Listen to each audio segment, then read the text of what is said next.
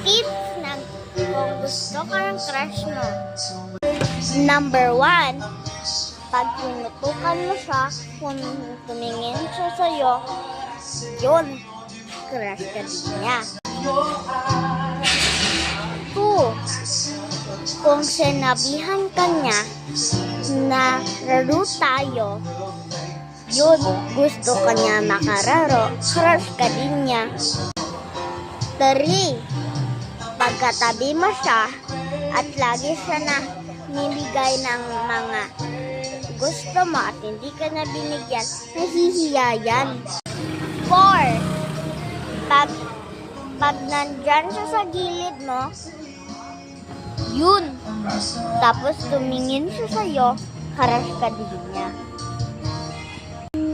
5, kung tinabi mo sa kanya yung bag niya tapos hindi niya inalis, yun, crush ka din niya. O pwede man, bag mo, sinabihan ka niya. Diba? 6, pag nainggit ka kasi nag-uusap sila ng best friend mo, tapos umiyak ka at sinulukan ka niya, ikasabihin, sinusuyo ka niya yan. 6 ba yan o 7? 7. Ano ba? 7. Pag pauwi ka na at nandyan sila sa labas, teka lang, maingay dito nang bumibili at bumibili ka din at mga tropa niya. Yun, yan, ayan na. Yan yung pag-ibig mo. Yan yung pag-ibig mo na crush ka niya talaga. Katulad yung ex-crush ko. Sabi niya, crush niya din ako.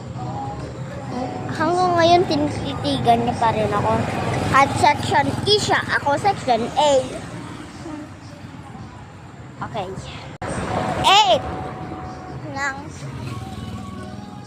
Pag sinabi niya, bili tayo sa labas. Kag ikaw yung nagribre, ikasabihin, crush ka niyan. Oo.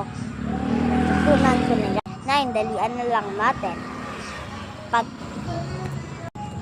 Pag binigyan ka na niya ng flower, crush ka niya. So, bye guys! Love you! Adios!